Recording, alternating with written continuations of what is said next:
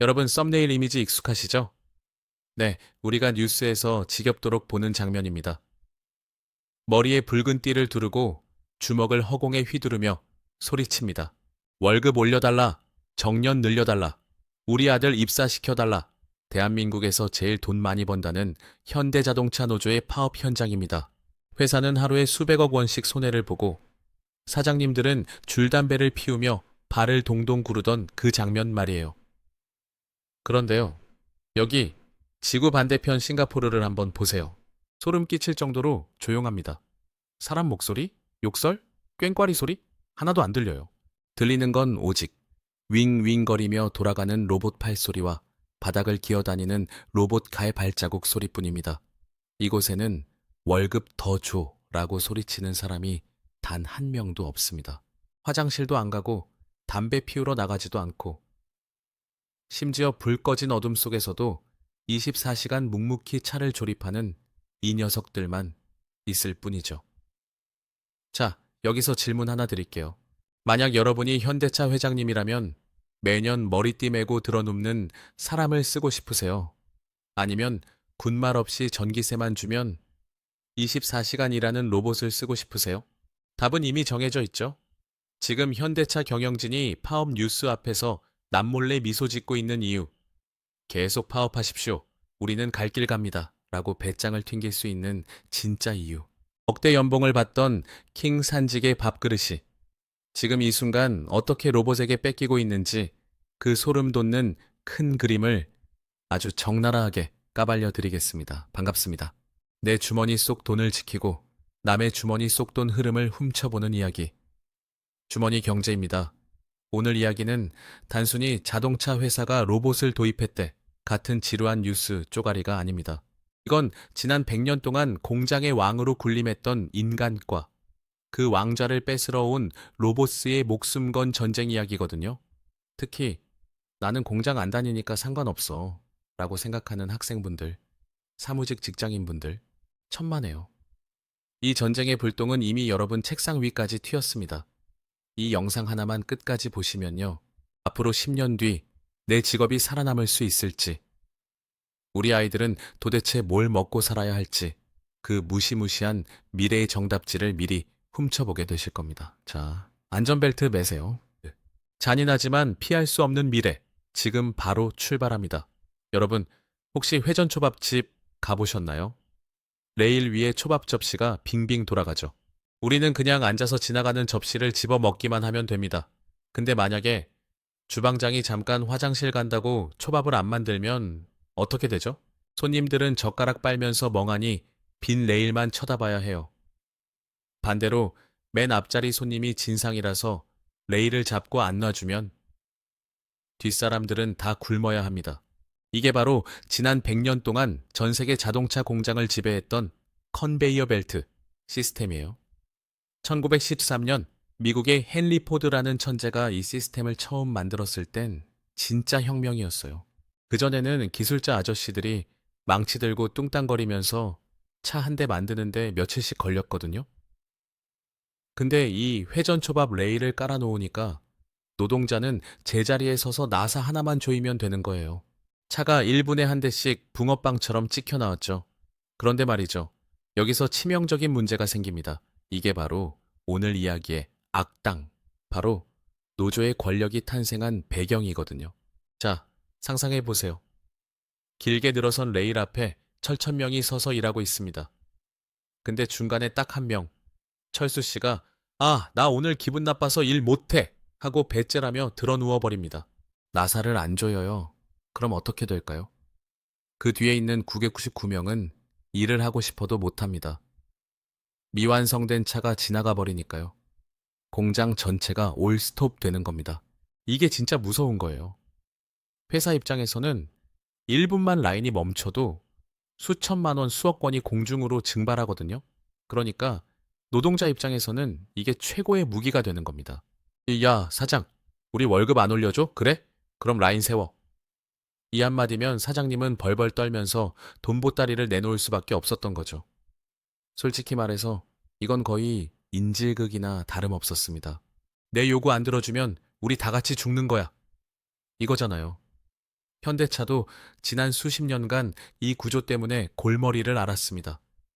파업할 때마다 라인이 멈추고 수출할 차는 못 만들고 해외 바이어들은 난리 나고 아주 미칠 노릇이었죠.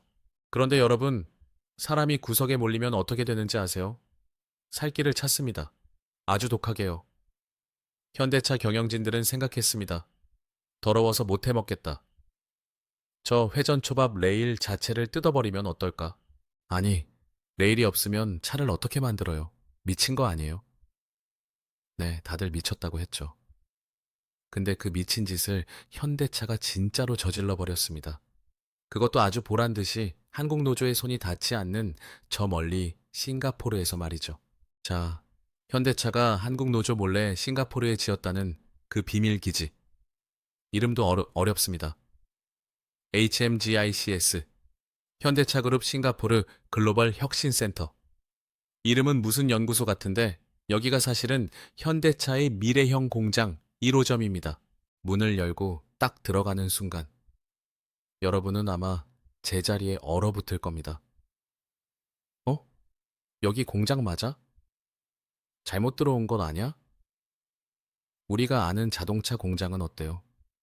기름 냄새 진동하고 바닥엔 시커먼 자국이 있고 귀가 찢어질 듯한 기계 소음이 가득해야 하잖아요. 근데 여기는 무슨 애플 스토어나 반도체 연구실 같아요. 바닥은 얼굴이 비칠 정도로 반짝반짝하고요. 천장에는 유리창을 통해 햇살이 쏟아져 들어옵니다. 식물들이 자라는 스마트팜까지 있어요. 공장 안에 정원이 있다니까요. 가장 충격적인 건 뭔지 아세요? 아까 말씀드린 그 회전초밥 레일, 컨베이어 벨트가 아예 없습니다. 눈을 씻고 찾아봐도 없어요. 그럼 차를 어떻게 만드냐? 바로 셀 방식이라는 걸 씁니다. 이거 아주 쉽게 설명해 드릴게요. 옛날 컨베이어 벨트 방식이 회전 초밥이었다면 이 SL 방식은 레고 조립방이라고 생각하시면 됩니다. 넓은 공장 바닥에 동그란 방들이 여러 개 있습니다. 자동차 뼈대가 레일 타고 지나가는 게 아니라 그냥 그 방 안에 가만히 있어요. 그러면 바닥에서 납작한 로봇들이 부품을 싣고 볼볼거리며 그 방으로 배달을 옵니다. 그럼 방 안에 대기하고 있던 로봇팔들이 오, 부품 왔네? 하고 뚝딱뚝딱 조립을 하는 거죠. 이게 무슨 차이냐고요? 엄청난 차이입니다. 회전 초밥집에선 내가 싫어하는 초밥이 지나가도 어쩔 수 없이 봐야 하잖아요? 순서대로만 만들어야 하니까요. 근데 이 방 방식은요. 1번 방에서는 아이오닉 5를 만들고 바로 옆 2번 방에서는 자율주행 택시를 만들 수 있어요. 고객이 나 파란색 문짝 달아줘 하면 로봇이 파란 문짝 들고 그 방으로 가면 끝이에요. 여기서 진짜 소름 돋는 팩트 하나 던집니다. 이 싱가포르 공장에서 차 한 대를 만드는데 투입되는 인원이 몇 명일까요? 놀라지 마세요. 이 거대한 시스템을 돌리는데 필요한 핵심 인력은 딱 29명 수준입니다. 근데 더 무서운 건 그 29명의 정체예요. 우리가 아는 파란 작업복 입고 나사 조이는 아저씨는 0명입니다. 전원 컴퓨터 앞에 앉아서 모니터를 보고 있는 엔지니어이거나 태블릿 PC 들고 로봇을 지휘하는 매니저들이에요. 이게 무슨 뜻이냐? 현대차는 이제 땀 흘리는 노동자가 필요 없다는 선언을 한 겁니다. 우리는 이제 근육 쓰는 사람이 아니라 뇌를 쓰는 사람만 뽑겠다. 이걸 싱가포르에서 전 세계에 대놓고 보여준 거예요. 사람들은 에이, 그래도 로봇이 사람보다 섬세하겠어? 느려 터졌겠지 라고 착각합니다. 천만에요. 이 로봇들은 점심시간도 없고요. 어제 술 마셔서 손 떨 일도 없고요. 여자친구랑 헤어졌다고 우울해하지도 않습니다. 공쥐 밀미 오차도 없이 24시간 내내 똑같은 속도로 일합니다. 오히려 사람이 끼어들면 방해가 될 정도라니까요. 자, 여기서 등장하는 또 하나의 주인공이 있습니다. 바로 노란색 로봇계 스파스입니다. 기억하시는 분들 계실 거예요. 몇 년 전에 현대차 정의선 회장님이 갑자기 1조 원이라는 천문학적인 돈을 들여서 미국 로봇 회사 보스턴 다이내믹스를 인수했습니다. 그때 언론이랑 전문가들이 뭐라 그랬는지 아세요? 미쳤다. 돈지랄이다. 자동차 회사가 장난감 로봇 회사를 왜 사냐? 다들 비웃었습니다. 1조 원이면 신차를 몇 대나 개발할 수 있는 돈인데 춤추고 뛰어다니는 로봇계 만드는 회사를 샀으니까요. 근데 지금 와서 보니까 어때요? 그게 신의 한 수를 넘어서 노조를 향한 선전포고였습니다. 싱가포르 공장 바닥을 기어다니는 저 스팟을 보세요. 저게 그냥 귀여운 강아지 같으세요? 공장 노동자들 입장에선 저게 바로 저승사자입니다.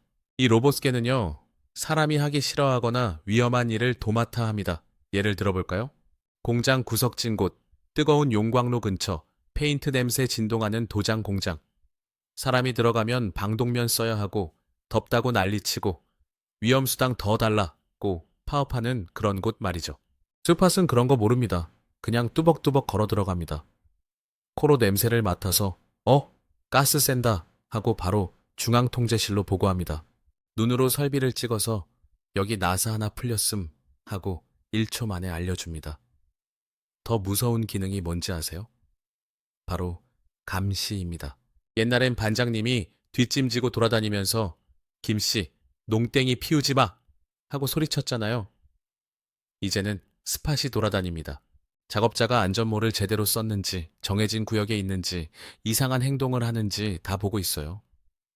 이 로봇계는 노조 가입도 안 하고요. 정년퇴직도 없고요. 임금 협상하자고 텐트 치지도 않습니다. 그냥 배터리 충전만 해주면 충성스러운 완벽한 직원이 되는 거죠. 현대차가 왜 1조 원이나 태웠는지 이제 이해가 가시죠? 단순히 기술을 자랑하려고 산 게 아닙니다. 사람이 없어도 완벽하게 돌아가는 공장을 만들기 위한 마지막 퍼즐 조각이었던 겁니다. 자, 여기까지 들으면 누군가는 이렇게 말할 거예요. 에이, 그래도 자동차 조립은 복잡하잖아.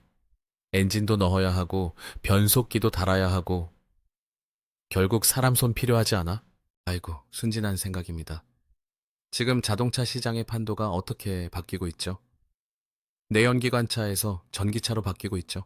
이 변화가 왜 공장 노동자들에게 사형 선고나 다름없는지 아세요? 자, 여러분. 차를 잘 모르는 분들도 엔진이 자동차의 심장이라는 건 아시죠?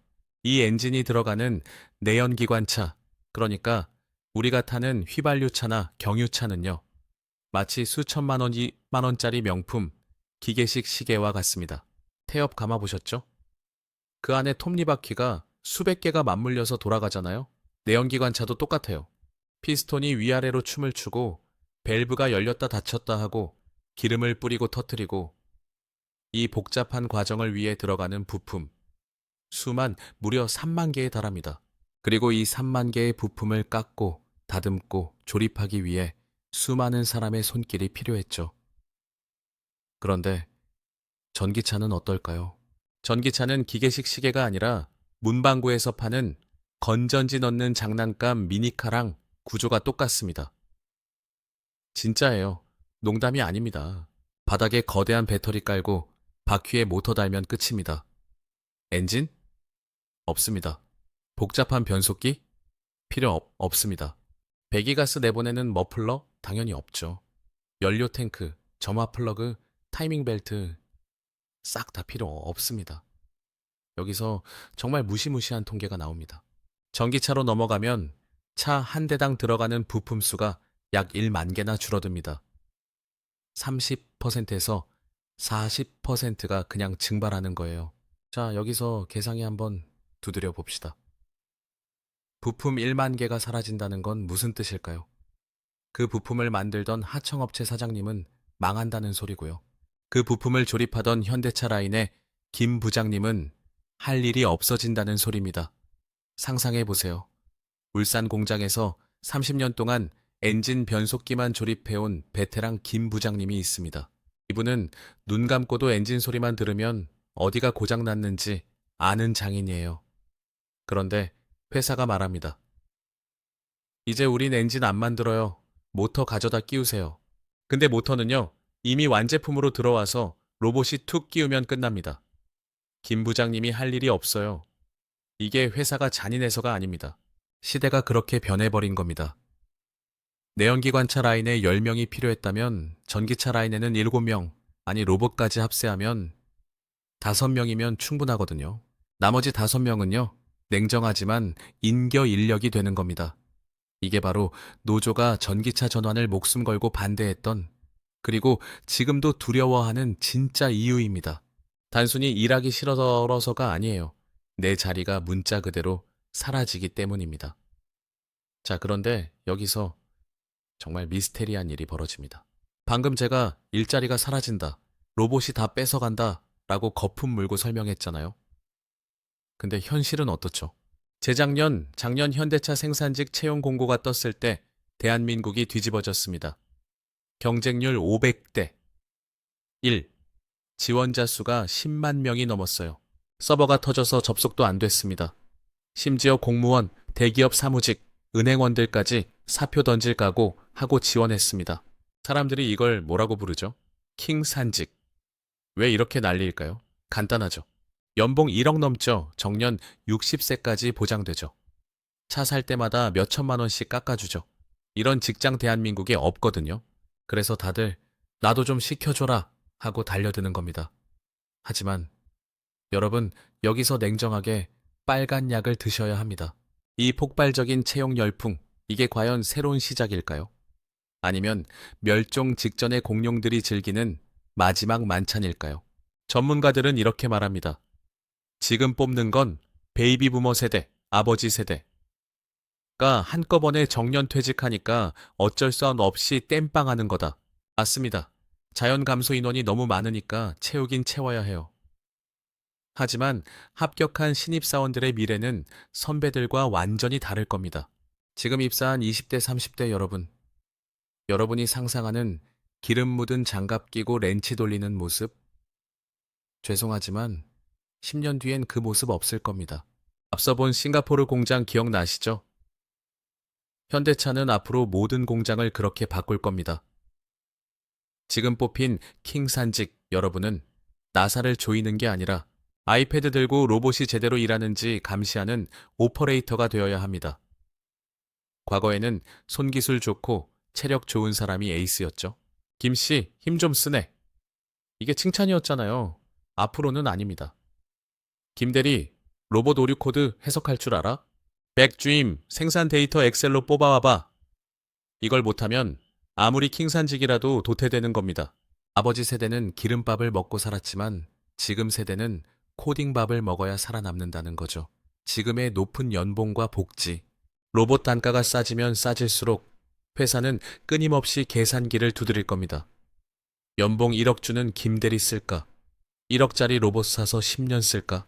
지금 들어간 신입사원들이 40대, 50대가 되었을 때 과연 그 자리가 온전할지는 아무도 장담 못합니다. 이건 축복이 아니라 어쩌면 가장 화려한 시기에 탑승한 타이타니코일지도 모른다는 소름 돋는 사실입니다. 자, 이제 마지막 질문이 남았습니다. 그럼 결국 미래에는 공장에 사람이 단 한 명도 없게 될까요? 터미네이터처럼 기계가 다 알아서 하는 세상이 올까요? 답부터 말씀드리면 반은 맞고 반은 틀립니다. 사람은 분명히 필요합니다. 하지만 어떤 사람이냐가 완전히 바뀝니다. 전문가들은 미래의 공장을 이렇게 부릅니다. 다크 팩토리. 직역하면 어두운 공장이죠. 왜 어두울까요? 불을 켤 필요가 없거든요. 사람은 어두우면 못 보지만 로봇은 저고해선 센서와 레이더로 봅니다. 오히려 불을 켜는 게 전기 낭비예요. 이 다크 팩토리에 출근하는 인간은 딱 두 부류입니다. 첫째, 로봇이 고장나면 고쳐주는 로봇 의사. 둘째, 전체 시스템이 잘 돌아가는지 팔짱 끼고 감시하는 관제사. 과거의 공장이 수천 명이 땀 흘리는 거대한 헬스장이었다면 미래의 공장은 소수의 천재들이 모니터를 보며 게임하듯 조종하는 PC방이 될 겁니다. 이게 여러분에게 던지는 메시지는 아주 살벌합니다. 지금 여러분이 회사에서 하는 일이 단순히 엑셀 복사해서 붙여넣는 일이거나 매뉴얼 보고 나사 조이는 단순 반복 업무라면 죄송하지만 여러분의 경쟁자는 옆자리 김대리가 아닙니다. 여러분의 경쟁자는 군말 없이 24시간 일하면서 밥값 대신 전기세만 달라고 하는 저 로봇들입니다. 인건비는 매년 오르지만 로봇 가격과 전기세는 기술이 발전할수록 싸집니다. 시간은 결코 우리 편이 아닙니다. 자, 긴 이야기 달려왔습니다. 오늘 내용 딱 세 가지로 요약해드립니다. 머릿속에 박아두세요. 첫째, 100년간 노조의 무기였던 컨베이어 벨트는 끝났다. 현대차는 싱가포르에서 이미 레일 없는 공장을 완성했고, 이건 노조의 파업 효과를 무력화시키는 신호탄이다. 둘째, 로봇계의 스팟과 인공지능이 인간의 자리를 지운다. 단순히 돕는 게 아니라 감시하고 대체한다. 1조 원 투자는 미친 짓이 아니라 생존 본능이었다. 셋째, 전기차 전환은 구조적인 해고 버튼이다. 부품 1만 개가 사라지는 건 막을 수 없는 흐름이다. 지금의 채용 열풍은 어쩌면 마지막 불꽃일 수 있다. 여러분이 만약 학생이거나 취업 준비생이라면 제발 몸 편하고 돈 많이 주는 단순직 찾지 마세요. 그런 일자리는 제일 먼저 사라집니다. 대신 로봇 리터러시를 키우세요. 로봇을 만드는 공학자가 되라는 게 아닙니다. 로봇을 다루고 고치고 관리하는 기술을 배우세요. 그게 미래의 면천 열쇠입니다. 여러분이 만약 지금 현직에 계시다면 대체 불가능한 판단력을 기르세요. 로봇은 정해진 일은 잘하지만 돌발 상황에서 이건 A가 아니라 B로 가야 해 라는 결단은 못 내립니다. 단순 작업자가 아니라 전체 흐름을 읽는 관리자의 시야를 가지셔야 살아남습니다. 영상 처음에 제가 그랬죠. 현대차 경영진이 미소 짓는 이유가 있다고. 그 미소 뒤에는 소리 없는 공장이라는 무서운 계획이 숨어 있었습니다. 우리는 주머니에 돈이 없으면 불안해합니다.